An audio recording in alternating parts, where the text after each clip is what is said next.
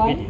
I would really love to appreciate you all for honoring our invitation and being here. We are so happy to have you all. So, first, that is our Foundation for Resilience and Community Empowerment, decided to organize a youth barasa to talk to young people on the theme of advocacy and youth participation in governance. So I think it's very important for us to always create some time for young people to get to listen to their views, their ideas, their experiences, and how they are able to live within society, or how they're able to pursue their goals, their dreams, or how they're able to participate within politics, or even how society would look like at large. So at this specific moment, without wasting time, my name is Anuo, and I'm going to be, I think, the host for the further discussion. So we are going to have 5 young people. They are youth champions. We have seen them do great things within society. Some of them are leaders within their spaces. Some are doing a lot of things for the society and community at large.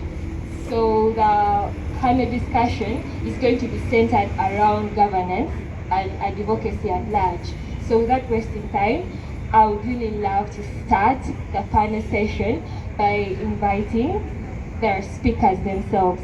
So our first speaker on the list is going to be a gentleman. He's currently in senior 6. He's a student at Holy Cross Lake, Virginia, and he also happens to be someone who's doing history, literature, and divinity. At the same time, he also happens to be in the national debate Cranes Team 2026. And also, he also happens to be a youth political commentator, and also a motivational speaker, a youth advocate, and a leader at large. Without wasting time, I would love us to welcome Mr. Anuo Collins. You're most welcome. Guys, let's clap for Collins. He's a great guy.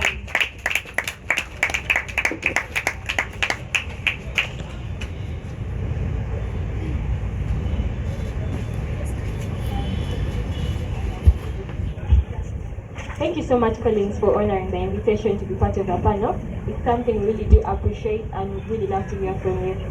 So, without wasting time, our next panelist is going to be a young gentleman. He also happens to be a senior 6 student at Sorority Secondary School. Guys, that's my school. And then also, he happens to be a finalist at the Debate Cranes Trials. He also happens to be a champion at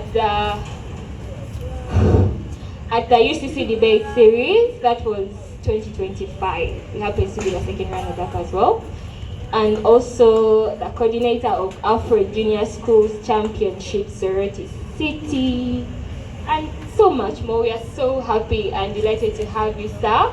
So let's welcome Mr. Ochan Davis Fabian. You're most welcome.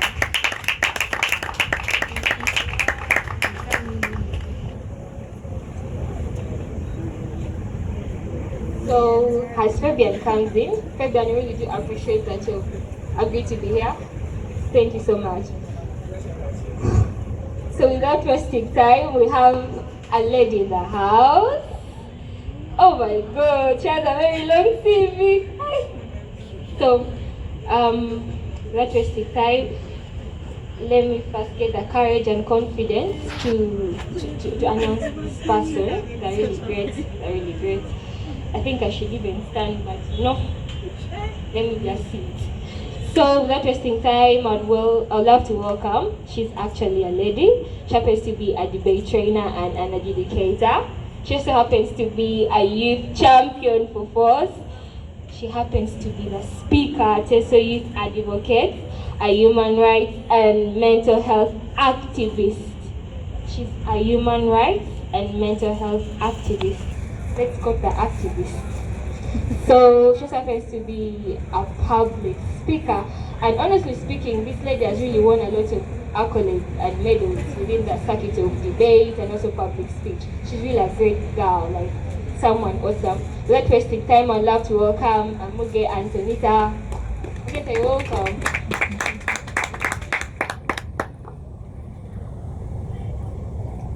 Tony, thank you so much for honoring the invitation. Really do appreciate it a lot. So, I'm still welcoming a lady on stage. So, she's a young woman, very independent. She's a role model, she's an inspiration. She's just a lady that every girl will want to be like. She's really amazing, she has done a lot of things within society. She's just cool, she's just pretty awesome. So she happens to be an HIV activist, a mental health advocate, SRHR advocate.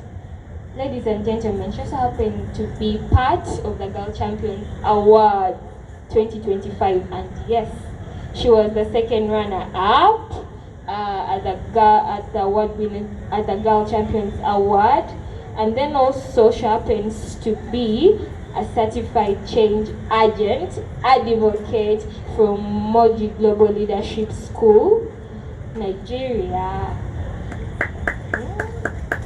Okay. So she also happens to be a child and adolescent counselor at Tasso Sorority. Oh my god, she's also a debater. Yeah, she happens to be a debater. She's a director at the issue, like the cultural institution. Guys, she also happens to be the Miss Tourism Ambassador, Beauty with Brains. Yeah. So without wasting time, let's welcome the Beauty with Brains, Kolet Kongai. You're most welcome.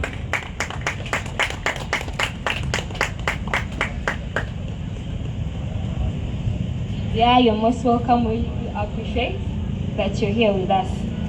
So we also happen to have another individual, a great individual. He's actually going to be the last on our panel. Guys, without wasting time, I would love to welcome a gentleman. He's an entrepreneur and a preacher of the word. Praise the Lord. He also happens to be a medical student at Sorority University, a person that loves young people. That's so nice. He really loves young people. Very unique CV from the rest of you. Without wasting time, I'd love to welcome Mr. Odongo George Emmanuel.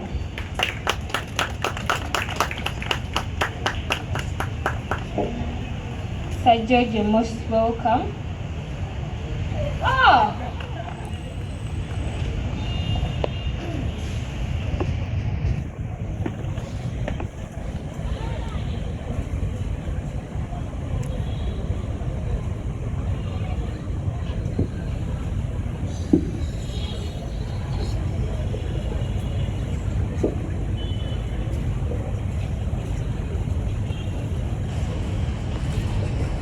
So, without wasting time, we have really gotten to know the members of the panel, but I think it's also very important and nice for us to always get to know them.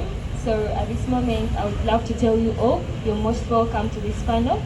We are so happy that you've been in position to come and help us understand more about governance and youth participation in governance, as well as advocacy. We know the generation is just consisting of young people and not going to have to be like not the highest population, right? So I think it's very important for we young people to know our responsibility and the roles we ought to carry out within society to make it a better place at the end of the day. And I really believe that as youth champions, you really have a lot to tell us. So without wasting time, I would love to pass the mic to Mr. Collins to greet us, say hi, Kolet and everyone, and then we can kick off with the conversation. All right, thank you so much, Doreen. I'm so humbled to be here. My name is Colin Sengoru. I am a student, as she already said it, in Form 6, heading into my final year of high school, of course. I want to first say many thanks to Force for giving me this opportunity to speak to the public and also speak to my fellow young people outside there, together with the partners that you are working with to make this a great occasion and also advocacy. About myself, I'm a former student of Sorority Secondary School. By the grace of God, and through the opportunities God has given me, I managed to also venture in another environment and maybe excel there. I'm so happy to talk about youth advocacy. I'm so happy to talk about governance. I'm very, very much interested in things to do with politics. As my CV already said there, I'm just a political commentator, not directly into it. We watch from the sidelines, we vote, and we guide the people where necessary. We'll talk more during the course of the panel discussion. For now, that is it. I'm a Christian, by the way. I need to sort by tribe. Yalama. Praise God. Hello. My name is Kolet Kungai. A lot has been said about my CV. I'm Anita sort by tribe, Atekok Obod by clan, Ekek, a cultural directorate, yes. I do a lot of different things, not just for fame, but because it's purpose, it's vision, and I feel it's the right thing to do for the young people. A lot will be discussed at this panel, and let's look forward to seeing what we have as young people. Thank you so much.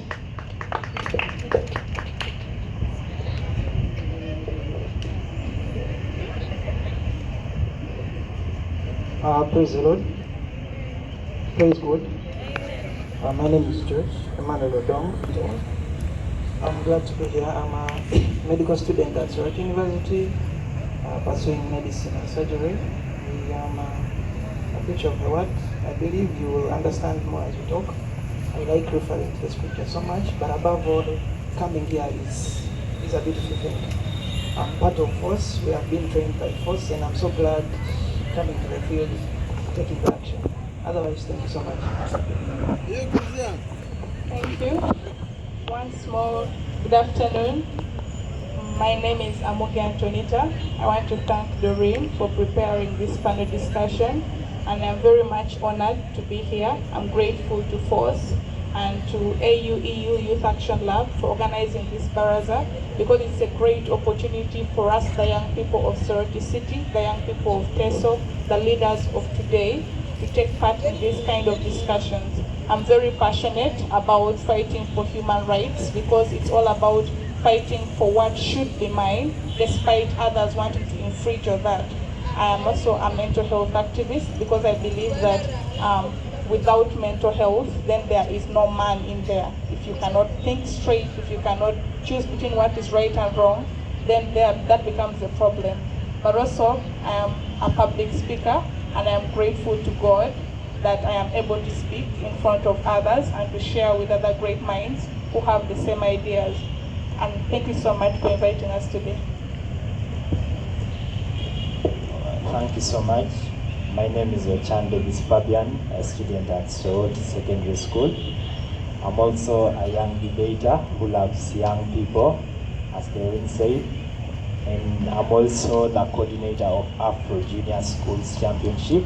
That is to say, we start mentoring people from junior schools, not necessarily secondary. So we start from primary, so that we bring the advocates that society needs, people who can speak out for their community. And I think we are going to understand a lot in our discussion. I don't want to go more and say a lot, so back to Doreen. Thank you. All right, thank you so much, my panelists. So without wasting time, I think let's dive into the discussion of the day. So the theme clearly stated that we are talking about advocacy and youth participation in governance. So you notice that within governance itself, it consists of a lot. We have in politics, right? We get to have in leaders within societies. We have LOC ones, we have the member of parliament. We also have bodies within society, maybe the talk of the National Student Association, UNSA, and others that are just there to create some sort of leadership and structure to govern society at large. But also, we also notice that even within that sort of state, we have young people that have dreams and goals to be part of society, to make it a better place, right? We see most of them moving and try leadership. They try to be the voice of society to those who can speak for themselves. Because honestly speaking, there's been a lot within society. At times I realize that maybe young people are not represented enough within certain important spaces or within certain activities that would create much more significance if we had young people within society. I am so happy that we had a panelist that clearly stated in the CV He really loves young people a lot. And I think this question would really go to you, Mr. George. What does governance mean to a young person? Well, praise the Lord. Once again, I'm George. Thanks so much, Doreen. Well, governance comes from the word govern. Yes? And we all know for you to govern, it means being in charge, being responsible, or being held accountable of something. That is, you being a governor. So governance, one, in the understanding of society, because that's where we are going to be basing on, to me is one, how decisions are made, secondly, how resources are allocated, but above all, how funds and the resources are being managed within the society, within an institution, within a school, within a hospital. It's just how things, one, decisions, secondly, the resources and the funds are being managed within the society or community. I don't know if I'm giving a glimpse of my opinion. Alright, but to a young person, what do you think governance should really mean to them? Well, when growing up, as a baby, when you're growing up, there are very many things you're so irresponsible of because you know I have a what? I have a parent, okay? There are mistakes you make, there are very funny things you do, and you're a child, right? But as you keep maturing, there are things you start to learn, your parents teach you, okay? When you're growing up and you don't lay your bed, your mom was okay with it, right? When you do something funny, when you don't wash plates, there are certain things you're held out of with the conscience of he's still what? He's still a child, he's still young. But as you keep growing, there are certain things your parents start to loosen but also become hard towards you, right? When you don't make your bed, some of us we came because of that. There are certain mistakes, by the time you grow, your parents become hard towards you because they have learned. By the time you mature, your thinking changes, right? So to first answer you, I will perceive it for a youth or young person to understand what governance means. It first comes from understanding maturity. Yes? Because governance is given to a person who is mature with the understanding. Alright? The mistakes you continuously make within society judges it and they can come to know this person is not mature enough to govern this, is not mature enough to handle this. So to me, first to approach your question, I'll say, first for a youth to understand what governance means, he needs to first have understood maturity, the self-maturity, alright? Because you can't lead without the understanding of that, of the self. Leadership begins from where? Within you, alright? I don't know if I'm answering. Sorry, then also, I think I would want to refer this to Collins himself. Collins has really ventured a lot in different spaces and he has done a lot of activities. We see him carry out, besides debate and the work he's doing, but he also happens to be someone so interested like, within the leadership space.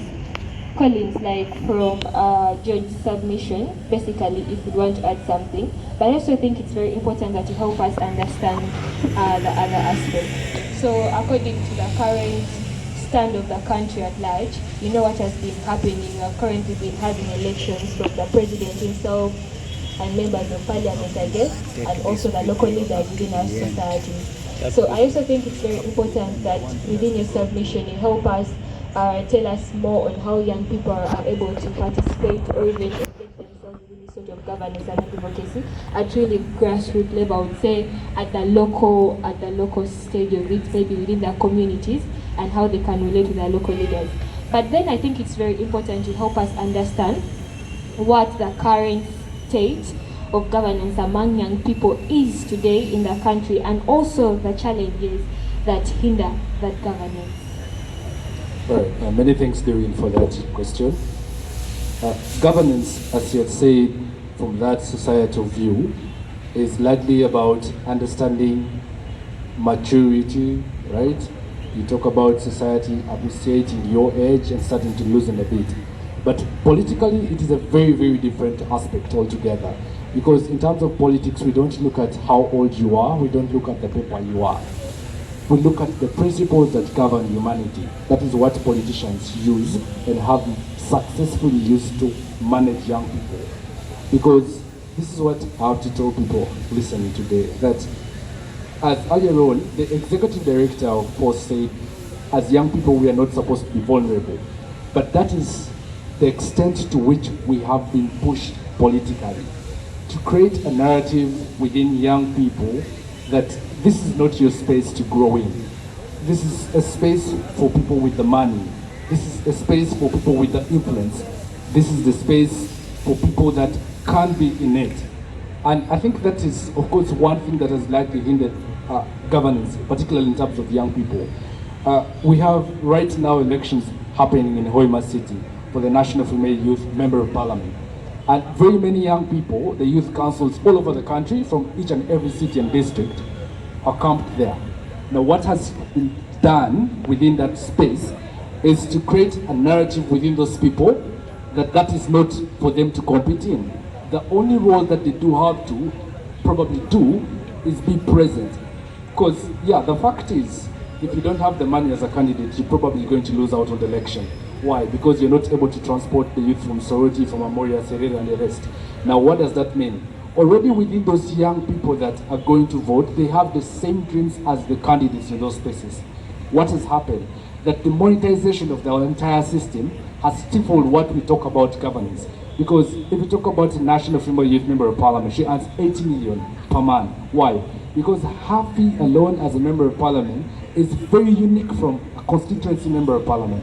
She leads the whole country, and that of course necessitates that amount. Now what happens, as young people that go to vote, young people that necessitate you to be in that position, we already have a bias that after the 80 million, we probably don't exist within your budget. And that is most likely the truth. That is the truth anyway, it's not even most likely. Because the National Youth Member of Parliament and other members of Parliament that represent the youth already think there is a peripheral lining, there is a lining, a silver lining that caters for the youth. You talk about the youth livelihood programs that come direct maybe from the executive arm of government, that's a straight a line through Prime Minister's office down to the youth. You have the PDMs that young people already have access to. Now what does that create within governance? Is that it just covers the role of the young people that are supposed to help us in growing and understanding governance. So it gets down to my whole analysis that the idea is to create a narrative within people, is to shape them to have some picture of what governance is. Because when you talk about accountability, little or on less occasions do people within Soroti City question the effectiveness of the Eastern Member of Parliament, right? The Youth Member of Parliament for Eastern Uganda. We don't have that capacity. We have capacity to question Honorable Calvin, Honorable Atan, or Alobo. Why? Because these are leaders that relate with our everyday challenges. We feel they're the most proximate to the solutions. Now, that is already a problem created. That is why earlier on Mr. Kenneth, the representative, Mr. Eric, was trying to tell us that he didn't see at most 10 youth voting. Why? Because they feel that is not even their role. Now, to just make society understand, how many people can you walk on the streets right now and ask which election is happening? People know, Adaunaseo, we voted the Member of Parliament, we voted the President, Adaunosmoon, Apasa so. That is what happens. The recent election that just happened up here, very few people were in polling stations. Why? Because there is no benefit that is attached to the LC3 chairperson at your local level. The youth don't see that much benefit. We don't see money in that. Now, why has this happened generally? Is because priority that has been given to spaces that are meant to create young people to be effective and aware, there is little effort put in that. Look at force. I don't think force as an NGO is supposed to even stand alone. You expect the city council to be in this. You expect the business fraternity to be part of this. But because people have grown, society is growing, let's say, it is a capitalist nature of governance that while it's just about you, if I don't see much benefit in being in Soroti public gardens, I don't get to be there, right? Now, when you look at other states that prioritize governance as their core core ethic of society. That is why they say after the Catholic Church, the second and most organized civic body or organization in the world is the United States government. Why? Because they are structured to try and create young people and everyone to fit in within that society. During your question to me was about the current state of governance. Uganda as a country does not see priority to anything they talk about. Why? Because our governance there's what we call, it's a ceremonial government. Everything is ceremonial. It is not meant to, it's just to cover what the constitution says. Okay, because there's a president in Korea, we ought to have a president. Because there's a prime minister in another country, so do we have to also have one, right? But it is, the question down is, how effective are those positions? How effective is our system of governance? And it does not just remain only on the political arm. It comes to changing how people behave, how we look into certain things, how conscious is society. Because as I can assure you people, the only reason we continue being poor is because we have accepted to live in that social lifestyle. We have refused to get out of it. Now, I'm not going to blame anyone for that. I'm going to blame the people that have mastered the art of managing how individuals behave the other day, right? And those are the leaders we have. That's why in politics, there's what they call strategy. You don't just win by standing here and saying, my name is Collins, vote for me, MP Sorority City East, and people are going to vote. No, it gets down to strategy. That is why even people say, this polling assistant is bad, she accepted money. No, there are situations why people accept such money. Now, what I want society to actually do, and young people right now, is to start learning the whole things to do with philosophy, governance. Like, how do you deal with a human being himself? What is a human being's priority? Because you see, these leaders of ours tell us what we want to listen. They don't tell us the truth. They tell you that, hey, why? Because that is your problem. Border from here to Nakatunya. What is that? Why is that true? That is the basic principle of humanity. We all want to relate with something that is closer to our solution. You want that 2000 because you can take it to Pamba. Now, we have to grow beyond that as a society. And as young people, it means getting out of the comfort spaces, getting out of the bars we go to studying more, to understanding why we even exist. I don't want to take much, but I think that is it from my end for now. Yeah. Thank you so much, Collins. You really had a great submission. It was really awesome. Yeah.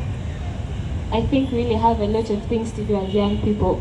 But I also think this is very important. So, Tony, basing on Collins' submission, telling us how maybe, like how people then intend to behave within society, meaning we just adopt a certain narrative and we're like, we need to do things this way because everyone has been doing it that way. And if I'm to stand up and maybe try to challenge the narrative or do something different from that, how are they going to perceive me? How are they going to see it? Or maybe perhaps it may be that even those that we look up to have just decided to tell us everything is okay when you see what I do. So I think it's very important that from Colin's submission, you also help us understand if that is the case, then what would advocacy mean to a young person? And then how best can these specific young people or these individuals then involve themselves in meaningful advocacy? Thank you, Doreen. First, from Colin's submission, I'd like to appreciate him for that. It is actually very true that everything has come down to mindset. The people on top, the politicians, those governing us, have decided to play the mindset game.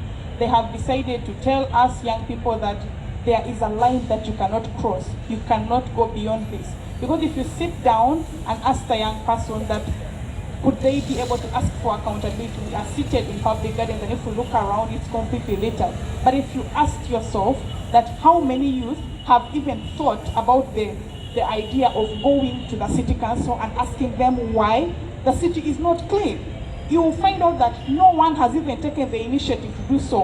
Why? It's not because we don't see that it is dirty, it's not because we don't feel it's a problem, but it's because we have been made to think that regardless of our efforts, no change will come. We have been made to think that we are powerless and that there is nothing we can do in a specific situation. Now, for human beings, when someone thinks that they are in danger, let's take for instance during this political season, We saw that even some donors decided to stop. People who had flights, some of them got cancelled because people were afraid of what may happen. Now, when people feel threatened, when people think that they are in danger, they act like they are afraid of something. They act like something bad has happened even before it does. Even actually when there is no possibility of that specific thing happening. What am I trying to say? This is that it's not that the young people are powerless or that we don't have the voice or that there is nothing we can do, but it has been planted in our minds that we cannot do anything about it, that we cannot do anything about the state of corruption in our country. It has gone so bad that we young people have to be worried. I am personally very worried that, let's say, God forbid, one day my mother will be so sick and I don't have the money or the income to pay for her medical bills. And I'm so afraid every day that if my mom feels sick, and I don't have the 10, the 20 million, that means that that poor person just has to die. So life has been equated to how much you have, how much power do you have, how much money do you have to solve your problems. And we young people have been made to feel like we have no say in such things. This is just what Uganda is like. This is our country, this is the problem, and we just live with it that way. But that is not okay. Now coming to what advocacy is and what advocacy should mean for a young person. Advocacy is standing up, asking the questions, being curious and inquisitive. Because if we are not curious about what is going on in our country, what is being done with our money, if we are not curious about what elections are happening and what programs government has for us, that means we cannot participate in them. It means we cannot protect our rights if we do not know them. It also means that as a society, we are then in a terrible spot, because we do not have the knowledge about these kind of things. Advocacy requires you to first be knowledgeable about what you want to advocate for. Or if it is about good governance, because as George was trying to tell us about governance, I think that governance in itself, like he described it, is right. But then there is a difference between good governance and bad governance. Because governance is a chain from leadership to decision making to accountability and service delivery.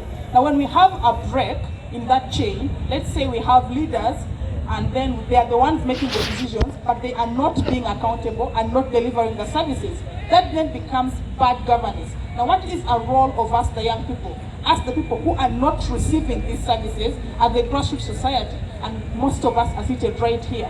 What advocacy means is for us to go to these people and ask them. We have to try to fix the chain, because if we don't fix it, then the water cannot flow to where it is supposed to be. Then there becomes a break in the system. Advocacy is asking these questions. And it must mean, see, when we talk about advocacy, most people tend to think that it is something far-fetched. It is far off, it's for those people at city council and it's for the MPs and all that. But the moment you come to realize that these problems affect you as a person, that these problems affect you as an individual, and that today it is Collins, but tomorrow that exact thing may happen to you. And then you need to do about that. Advocacy is us fighting for what belongs to us, for what we deserve, for what we feel is right. That is why in my speech earlier on, I encourage young people to be a part of social groups. We have groups in our society. We have those at school, they have debates, debate platforms and all that. We need to speak out the people out there to encourage them to be a part of something. I was just reading an article this morning about Bobby Wine, and he was saying that he is being persecuted by our government. And he was asking Ugandans, I am being persecuted by our government, but why are you silent? Now, that kind of question is something that an individual in that specific space is facing. But we out here, we don't even think about what Bobby Wine is going through, because we think it's not my problem. You get it? Like Colin says, it's not my problem, that is his to deal with. And I want you to think about how far our country will go. What is the country that we want to have? Let's assume Fabian here decides to vie for presidency next time. What will happen when he's put in the same spot and has to ask the same questions? That gives us a burden as young people to make advocacy a necessity, to stand for what is important and to fight for what is right, even if it does not directly affect you. I hope I've answered the question. Yeah, thank you so much, Tony, for that. So I've got something from Tony. Tony is telling us that you can have a problem, but I think that problem shouldn't be the main case, but the consequence that then comes after the problem is something very crucial that we really need to handle and tackle. So this goes to you, Kolet. from Tony's submission, she has told us a lot about advocacy and how it's meaningful to a young person. But I also believe by the fact that someone is silent, by the fact that someone is not acting, by the fact that you're just letting things be or letting things go, I think there is a specific reason as to why you're doing that. And I also think that however much we want young people to be knowledgeable about advocacy, young people to be participative enough, young people to stand up and speak, young people to share ideas, young people to just, shake the world with a lot of great things that would make it a better place. I also think there is this specific thing that limits advocacy among young people, or that limits them to participate within advocacy. And I think it's very important that you try telling us more about what limits them from participating in advocacy, and also maybe how best can they handle that and come out to speak up and help the community. Thank you so much, Doreen, my previous panelists. To be honest, I personally went through a certain story beyond this advocacy. What I mean that sometimes young people really want to push up for something, but because there's fear in them, they fear that if they say this, they'll be put in. They see the Bobby Wines, the Kizas, and the rest of the people being persecuted about what they're doing. So they feel so left behind, and they'll be like, no, I shouldn't go for it. But also sometimes there's the technical know-how, nepotism. Sometimes because you feel like you can't do it, but George has someone in front, has a brother or a family member, a higher ground. He can't go ahead because he thinks, he has already someone to help him up, like to back him up. Remember, you are this poor girl, this poor boy in a village of Rongongoja, and you fail to speak out for your people because you're just in that community. And you feel like, there's no one else to back me up. And that is what we young people sometimes think. And that is what fails us to do the advocacy. And I believe it's not just the case. There's also more to beyond that. That is the education gap. Sometimes we be like, if I'm not that educated, what and this. Truth to be told, yes, you need the knowledge, but you need the skill to speak and know what is right. You need to say it. My people, my young people, this is just a space for us to speak out and to voice, to advocate for everything. But if you don't get out of that comfort zone that we always be, the fear, the nepotism we think, and what we listen to the people who speak about us, we will never do advocacy right. The other thing is about just the spiritual aspect. Some of us think like, I'm too holy to do certain things. You cannot say a word. There are words you don't want to speak. For example, you are advocating for HIV prevention or something that talks about sex, but you're not directly stating the facts about it. You're scared because your faith says that. Or even your culture speaks certain things that you feel, I cannot do it because we are supposed to be circumcised, we are supposed to be this. That is not how it's supposed to be. We're supposed to live in reality and go with what is happening on ground and stand forth for the truth. And we have to fight for it. There are different things. Sometimes it is the timing. You cannot just start advocating for something that you're not sure. The timing. You don't just come and be like, we want change. Which kind of change do you really need? You need to have the facts clear. What exactly do you need as young people? You have the National Youth Chairperson, Mr. Kenneth. Have you had the opportunity to sit with him and know what his projects are before you say you are advocating for the young people? Before you go for something, research and find out what really is on ground before you start speaking. The other thing, it's just about mindset change. Sometimes you be like,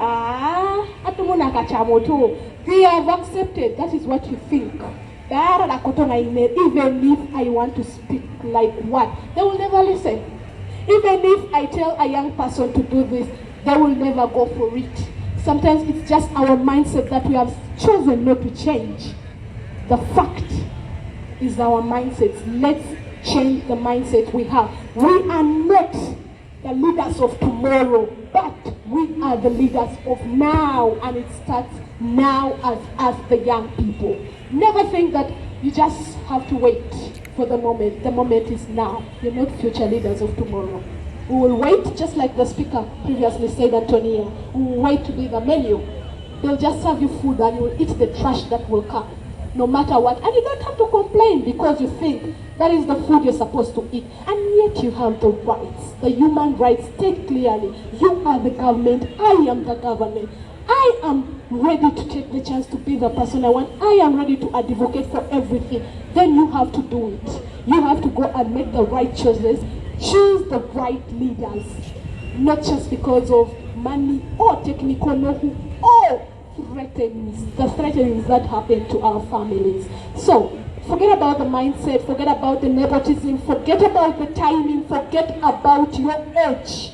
Go and stand up and advocate for what you know is right. And we will be here to back you up. Thank you so much. Thank you so much, Ms. Kolet, for that submission. It was really awesome. It was nice. Okay, so I think Fabian, you really heard what Ms. Kolet has said, Tony has said, George has said, even Colin himself. So since you're the last speaker, and I think you're meant to submit the last, you're supposed to conclude everything. I think you've heard things concerning governance. He tells you one, I think it's about us understanding maturity. But also two, you realize that from the subsequent speakers, they tell us about how we then intend to own up to certain narratives within society itself. She comes in and tells you that. Notice, I think also young people themselves feel like they're less. They really have nothing much to say, and if they stand up to speak, definitely no one will listen to them. They have the low self-esteem. She tells you about confidence, mindset change, speaking up, and they're telling you to just challenge narratives and everything that happens in society. But I think it's very important for us to create for us some sort of clarity within that sort of aspect. But then also, it's very important that by the end of this session, you're able to tell us what the relevance of governance then and advocacy with everything that has been said, specifically me to a young person. We need to get to know the relevance of all this. Well, thank you for that question. And I think before I answer that question, I want to touch on something that Kolet said on the limitations. I think, I felt like she left two aspects. First is on the nature of our system. I think the youth have lost trust in the governance system. First, if we are to look at our governance system, we look at the head of the electoral commission is appointed by the president, and that is to say is in the ruling government.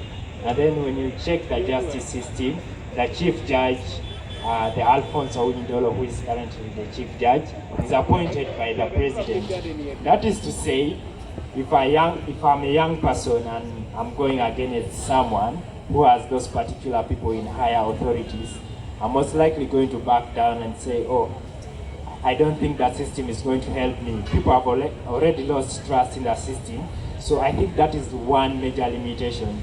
And then the second limitation is on these particular individuals, on the nature of competitiveness, as Colin said. If these people have been corrupted, their minds have been corrupted. You know, when you tell people you're the leader of tomorrow, so definitely someone is just going to sit down and say, I think I'm the leader of tomorrow, so why should I waste my time to go out and fight for these particular people? Let me just wait for my time to come. When those old people retire, then definitely I'll also move in the system. And yet that is not the thing. Those are the major limitations. So to my question, the relevance of youth participation in advocacy and governance, I think first, there's an idea of empowerment and skill development. Understand, if you're to be an advocate, you're driven by passion, not money. So in most cases, when you have that passion, most likely you're going to see the problems that your society faces, and you'll be like, I want to move out there to change the problems that exist within society. So in the process, I think you empower your own self, not only yourself, but also other youth. I'm going to go out there and talk to Levi, Daniel, Collins, and say, this is the problem that sorority is facing, but I think I have a solution. Let's go and talk to this organization, let's partner with these NGOs and see that we are going to drive meaningful change. I think in that process, I'm already creating empowerment. I'm empowering other youth, I'm also empowering my own self. But I think I'll also be building my own skills. Those are leadership skills that people need. You see, in most cases, these young advocates, look at money as the main thing. I'm going to sit down and say, okay, which benefits am I most likely going to get? But if there's no benefit, people are going to back down and say no. But I think if you're to see that I'm self-motivated, self-motivation is something that is important. On the second aspect of the benefit that these people are most likely going to get is the connection. You see, the connections that you get during this advocacy are very important, not only to you, but also to your community. In most cases, when you're advocating for people, you're going to have collaborations. Probably you're going to collaborate with the youth from Barara, from Serere, Arapai, and all over the country. So those connections are going to help me as a young person in my future careers. I might not be that person who is wealthy enough, but because I've created those connections during my advocacy, I'm most likely going to get the people who are going to support me in my future career. If I say I want to be a president, that is to say, because I participated in advocacy earlier on, I'm going to get a coordinator from Barara because I already have connections. That is the benefit that we get from advocacy. It's not just about helping only your community. It comes back to yourself as a person, from your passion, that is going to help you also as an individual. Yeah, I think. All right. Thank you so much for your submission. Do you have something else to add? Praise the Lord. Just to say something based on what everyone has said. Well, I'll begin by saying with this that young people, let's learn to first understand ourselves. Like I said when I was introducing that, it first begins with self-maturity. It begins within the self. Power does not be, you see, we have stereotyped power to money and having assets, right? In the business world, that is true.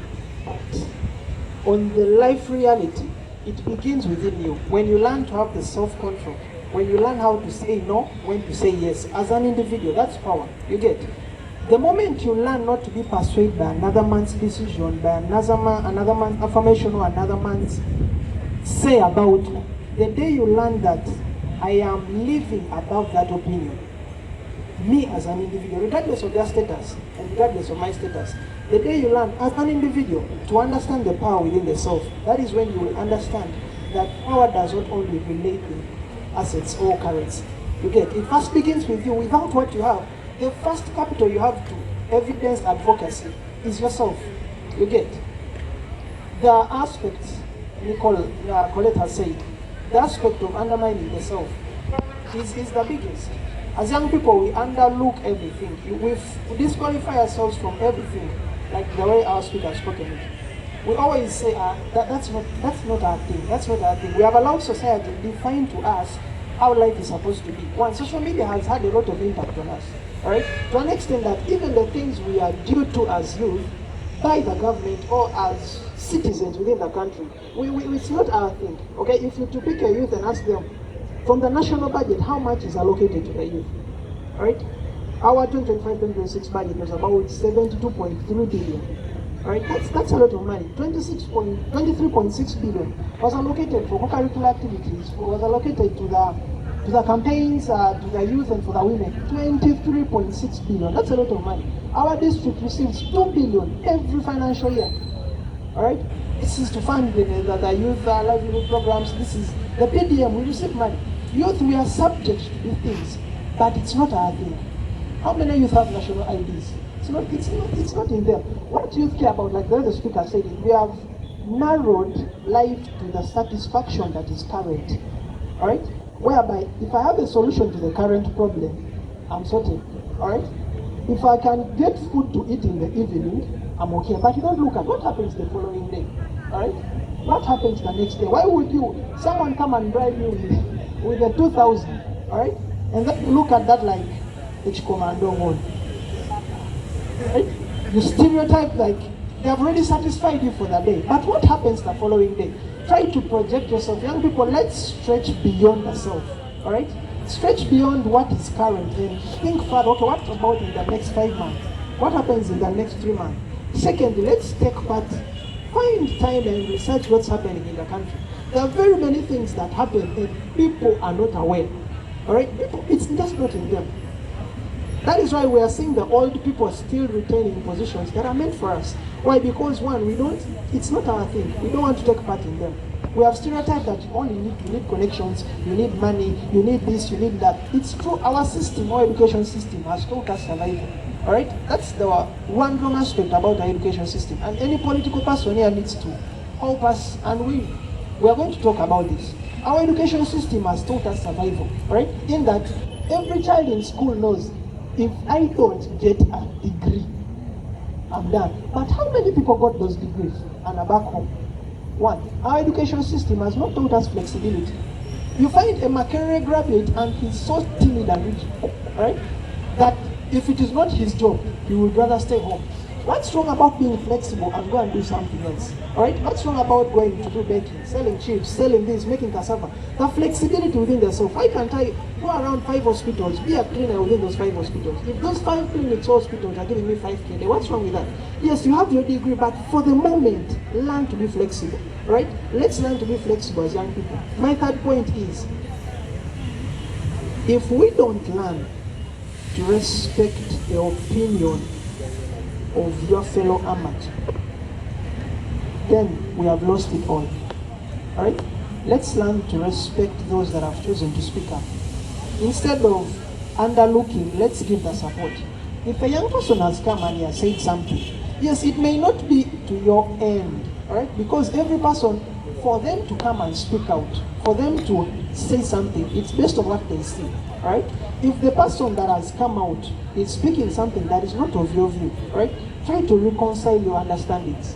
What is he speaking about? What are they advocating for? Let's not stereotype an end, like Resha said. We already imagine something before it has happened, right? And then we live in the reality of an end that has not yet happened. You're going to say they will arrest us, they will do this to us. Learn the protocol. It's true there are certain moments we go against the law because it's not in us to study the law. You get? So let's embrace the attitude within us to also take the initiative to learn. Let's read about the law, watch the news. Instead of scrolling 8 hours on TikTok, let's also go to the political aspect. Okay, what's happening in the country? What happened recently? What's this? What's that? What's this? You will find that there are certain opportunities that are within that you're missing out. Our own cultural body has scholarships for people. Each has scholarships, paying people scholarships, tuition. But how many people at home struggling and not what? They're not aware. And then there are scholarships. Just apply, go and get that. Then go and get the scholarship. All you need is an ID to get the PDM. What's wrong with that? Join a group and get the money. But Ipodo Jalosto Center, Ipodo Jeko Shobanitolo Mutungai, Ipodo Jo, what's this? Let's take part in the activities. I don't know if I've got. Thank you. Kolet has something to say. Kolet, strictly 2 minutes. Well, thank you. Sorry for that. Well, Atumonak. Just a scary. Komeba, Jasiborolak kanini walk. All the things are in our hands. Atamu tubereni, anyo tuberono, aniboyoni, asoma tiborone beit. Ateserainyo, naok. Akototenga taikengu na ikengu no pupete sibe.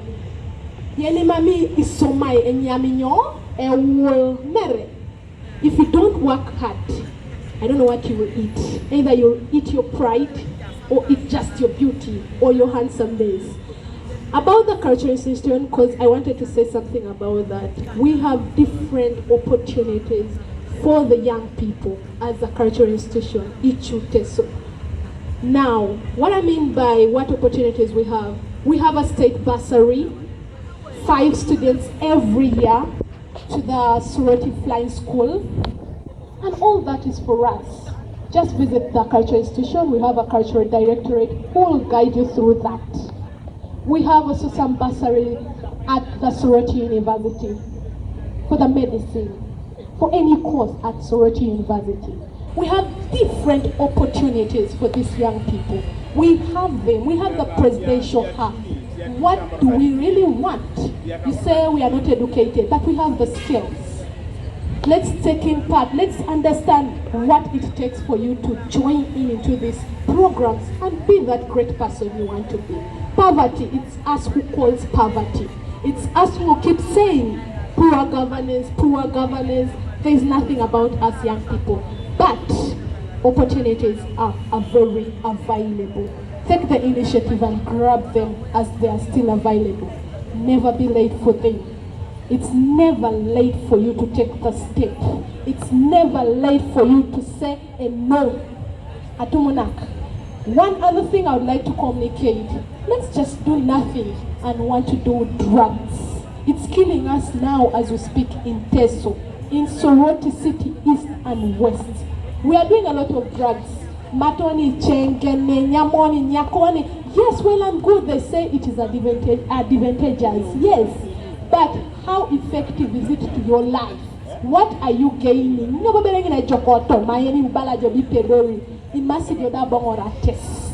So stand up and leave that drug dealing you're doing.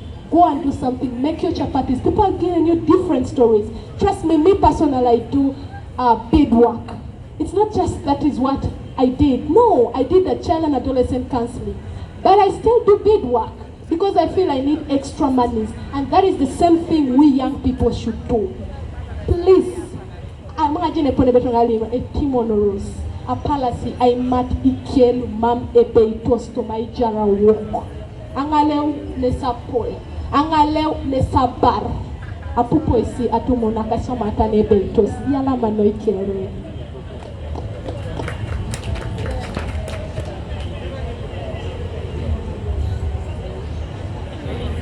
Okay, just as we conclude, I would like to appreciate all the panelists that are here and for the very impactful discussion that we have had. I hope that the young people will take this seriously and put it into practice. So today's theme was advocacy and youth participation in governance. We have discussed the relevance of advocacy and our own participation as young people in governance. I would just like to re-echo one thing, a continuation from what Kolet has said, that we have to look beyond what is right in front of us. Just as Collins earlier on said, you have to learn to look beyond that 2,000, to look beyond that 1,000 shillings, and look at what do you gain beyond that transport that you're getting for that day. What do you make out of it? If you're going to smoke that weed or take that echenge, what do you gain beyond just feeling high and feeling like you're the one in society? Yes, it's me, but beyond that, what do you gain for yourself? What does it add to your future or to your life? Now, if something does not add to your life or to someone close to you or to your society in general, then what is the purpose of doing it then? We think that governance then goes beyond us just sitting back and leaving this responsibility for our MPs, for our LC1s and for everyone else.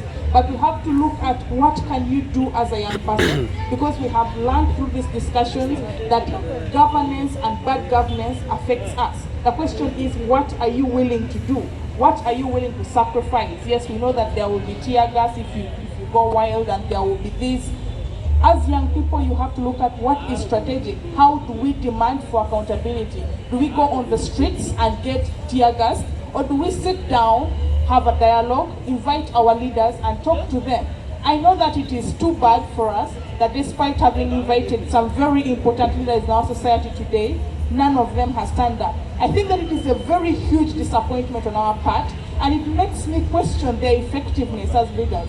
Because when you are called to sit down and listen from young people, I think that it would be very important for a leader to be interested, because that is the only opportunity we have to demand for accountability. And this is not the end. I would like to encourage FOSS to organize more of this and to continue to invite these leaders. We shall send them invitations whether or not they come. We shall knock at their doors and we shall fight for what is right for us, the young people. We think that we need answers to these questions, and that it is very important for us as young people to take part in this. I encourage all of us to take a step forward, find out what is good for us, be a part of youth groups and things that create change in our community, because this change starts from right where you stand. If I'm able to impact Doreen, to inspire Collins, to do something good for Kolet, then that is a small change. It may not be visible now, but with time, it will be something that defines our country. Thank you.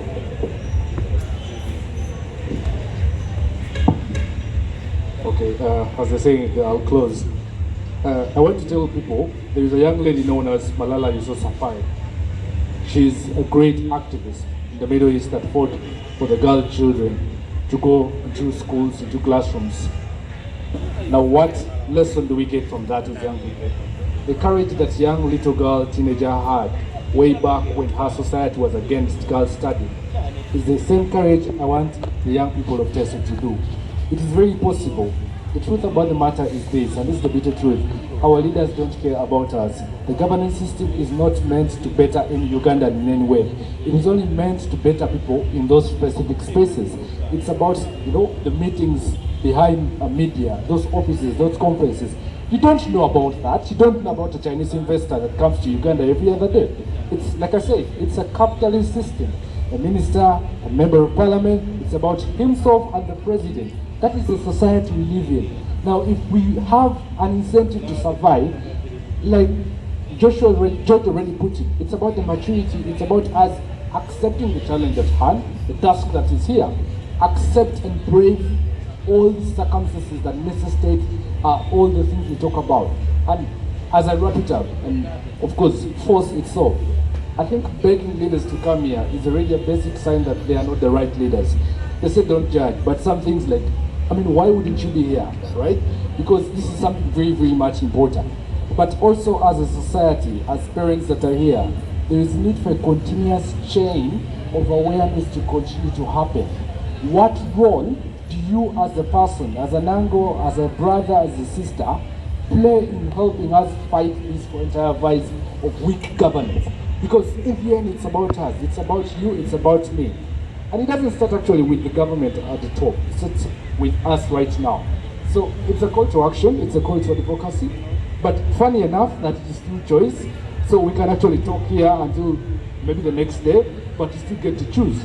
But all I can say, it affects you, right? Your relative can die in a road accident because you failed to advocate against corruption. It could be the hospital, it could be the high cost of food, it could be you failing to pay rent, not because the landlord is bad, but the cost of living continue to hiking because we have failed to master things like economics that affect us every day. So ladies and gentlemen, that is it from me, but I think thank you so much, Force. Thank you so much, Doreen, and everyone else. Thank you. Thank you so much, our panelists, for the time you've given unto us. Thank you so much for the submissions. They were really good. I'm honest, they were really good. I really love the submissions, and I hope that other young people are also able to learn from you. I also want to take this opportunity to appreciate Force for giving us the opportunity to be a part of the event today, to share our ideas. It really means a whole lot, and I believe that since we are here as youth champions, it's our responsibility to move back to our communities and schools where we are and ensure that we're able to pass on the message and nurture other young people to be like us or even to be better than us. And I think it's very important that we need to love each other so much and take care of each other, be kind, and always be yourself and confident, right? So thank you so much for the opportunity. Our panel is done. Let's carry on.